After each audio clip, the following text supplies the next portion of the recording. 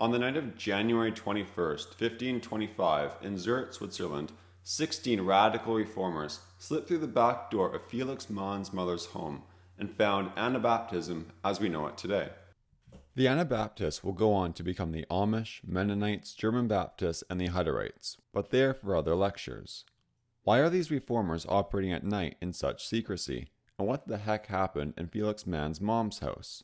These questions will be answered in this video that explains the founding and spread of the original movement, Anabaptism. But first, we need to understand the time period that this is all taking place in, and the events that have led up to this point. Before the Reformation, nearly all Christians in Western Europe were what we would call today Roman Catholics, and it had been this way since the Great Schism in 1054. However, by the 1500s, disease, deaths, wars, and poverty, along with the rapid spread of ideas made possible by the printing press, had prepared Europe for sweeping change. In 1517, Martin Luther nailed his 95 Theses on the door of Germany's Wittenberg Castle Church, beginning the reforming process and ultimately creating Protestantism. One of Luther's main theses was that the church is a place for believers who are saved, not for those who feel that they have a societal obligation to attend. This was and is still called a believer's church.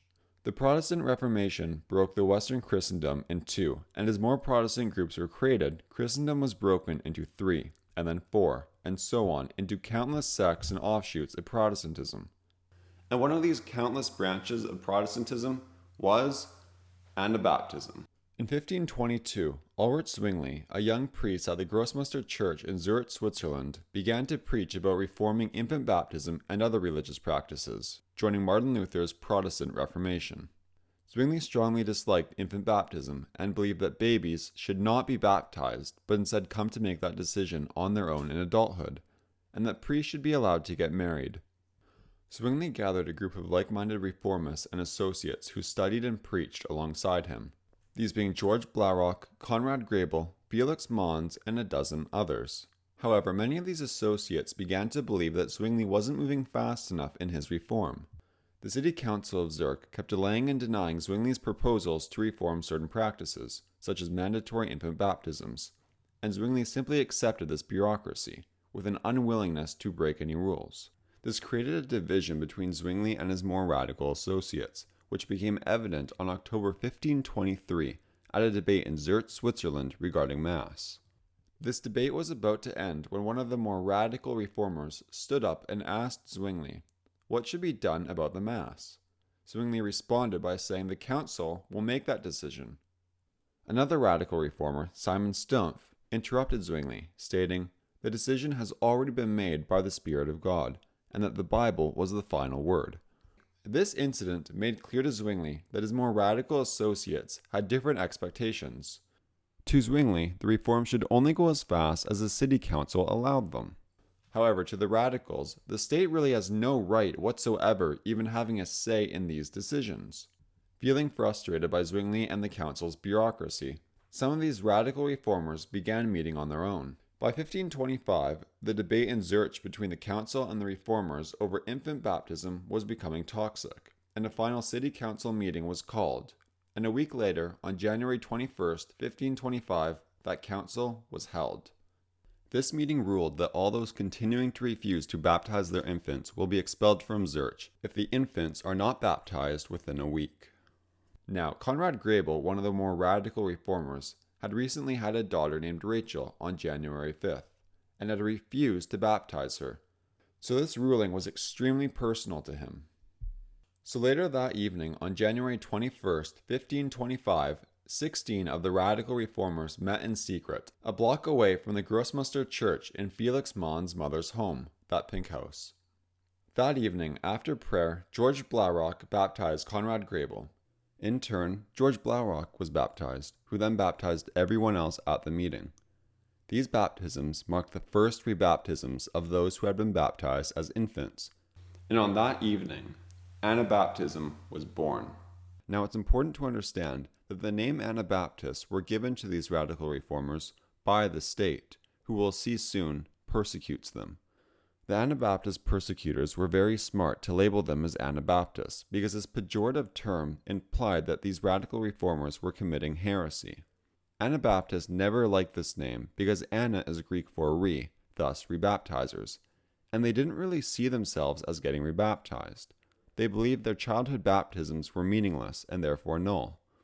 Menno Simons, a later Anabaptist leader who the Mennonites will get their name from, made the case for adult baptisms like this. We are not regenerated because we have been baptized, but we are baptized because we have been regenerated by faith and the Word of God. Regeneration is not the result of baptism, but baptism the result of regeneration. This indeed cannot be controverted by any man or disproven by the Scriptures. Now, Martin Luther, who had started the Reformation in 1517, had an associate named Andreas Karlstadt. However, while Luther was translating the New Testament into German, Karlstadt began preaching against the state involvement in the church, the state church. Luther gave Andreas Karlstadt the boot for having these revolutionary tendencies. Immediately afterwards, Andreas Karlstadt joined Conrad Grebel, George Blaurock, and Felix Manz, and the rest of the Anabaptists, widening this division in the Protestant Reformation. 1525 is an important year because it's the year that the Reformation that had begun with Martin Luther in 1517 has now officially divided and will remain divided, developing along two different groups of reformers. Now, this is key. You have the first group, the original, mainline moderate Protestants, the Lutherans, Calvinists, Zwinglians, and Anglicans, who are part of the magisterial Reformation. They believe in a believer's church, but they also believe that the church and the state should not be separated, but remain interdependent, and that the church should continue to be led by the magistrates, who are just high-ranking government officials. Then you have the second group, the radical reformers, also called the Anabaptists, who are an offshoot of the magisterial Reformation.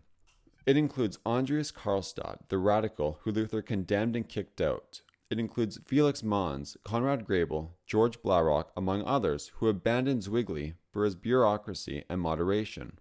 The second group also believes in a believer's church, but are against infant baptism. But the biggest difference between the Anabaptists and the magisterial Protestants and the Catholic world in general is that the Anabaptists believe that the church and the state should be separated and independent of one another, and that, at its time, was a radical idea. Something that you have to get your mind around is the idea of the state church. This is a church that is officially sponsored, operated, and enforced by the state. To have a state church means that in any one region, there is only one approved church. So in England, you have the Church of England, or the Anglican Church. Outside this official state church, there is no other legitimate religious expression outside what your state church allows. Therefore, all of Christianity had to be expressed within what the state church allowed. Whether that state church is a Catholic church or whether that state church is a magisterial Protestant church, the Anabaptists completely reject this. After January 21st, 1525, the radical reformists worked hard to spread their movement. Anabaptism in Zürich spread rapidly, and within only a matter of weeks, adults in neighboring villages were being rebaptized. In late 1525, an early Anabaptist leader from Bavaria named Bashir Hudmar shocked his entire congregation by proclaiming he now rejected his infant baptism, and on Easter Sunday he and his entire adult congregation rejected their infant baptisms and were all baptized as adults. Hudmar became a popular preacher, preaching all throughout southern Germany until he was captured on March 10, 1528 and burned at the stake, while his wife was executed by drowning. In 1527, Felix Manz was sentenced to death for his Anabaptist beliefs, and in 1527, Man's hands were tied to his knees with a stick thrusted between his arms and legs, and was thrown into the icy winter waters of the Lamont River, in front of his mom, by the state church. Felix Man's last words were Psalms 31, "Into thy hands, O Lord, I commend my spirit." Execution by drowning was the state's method of choice for executing the Anabaptists. King Ferdinand declared drowning to be the best antidote to Anabaptism. The state said, "Well, Anabaptists, you love going underwater, don't you? You love being baptized as an adult. Well, what's another baptism going to do to you?" And the state drowned them in what they called the third baptism. A few months later, in April 1527, George Blaurock, the first to be rebaptized, was arrested and banished from Zürich. Leaving Zürich, he fled to Tyrol, present-day Italy. After arriving, Blaurock took the place of their former pastor in Tyrol, Michael Kushner, who had just been burned at the stake for his Anabaptist beliefs. From 1527 to 1529, Blaurock successfully ran the ministry in Tyrol, until he was arrested and also burned at the stake on September 6, 1529, sealing his testimony as the fire ablazed. Moving up the Rhine River, Anabaptism flourished in Germania and the Low Countries, especially the Netherlands. Menno Simons, a Catholic priest turned Dutch Anabaptist, was well known and respected in the Low Countries and throughout Holland. It was from Menno that the Mennonites will receive their name, although just like the Anabaptists, the name was not their choosing. Another noteworthy Anabaptist was Leonard Bowens. Bowens' detailed records, which have been preserved, reveal that he baptized over 10,000 Dutch Anabaptists over a 30-year period. Bowens, Simons, and other Dutch Anabaptists were so successful that in later years, the Netherlands became over 10% Anabaptist. Large Anabaptist communities began springing up on both sides of the Rhine, including in Cologne, Strasbourg, and Augsburg. Anabaptism also flourished in Tyrol, modern-day Italy, due in large part to George Blaurock's early efforts. Jacob Hutter was one of these early converts in Tyrol, and later became a leader among the Hutterites, receiving their name from him. In Bavaria, modern-day southern Germany, the state hired special police called Anabaptist hunters, who were appointed to find and kill Anabaptists on the spot, without any trial. There were so many Anabaptists that 400 of these special police were appointed across southern Germany, but soon 400 weren't enough, and they raised the number of these special police to be over 1,000 people dedicated to hunting the Anabaptists down. This is how great a threat Anabaptists were viewed by the state church institutions. To win the public over on these horrific Anabaptist persecutions, the state distributed propaganda such as these posters and book covers to make Anabaptists look as if the whole reason for getting baptized as an adult was just for some immoral, lust excuse to literally go skinny dipping with each other.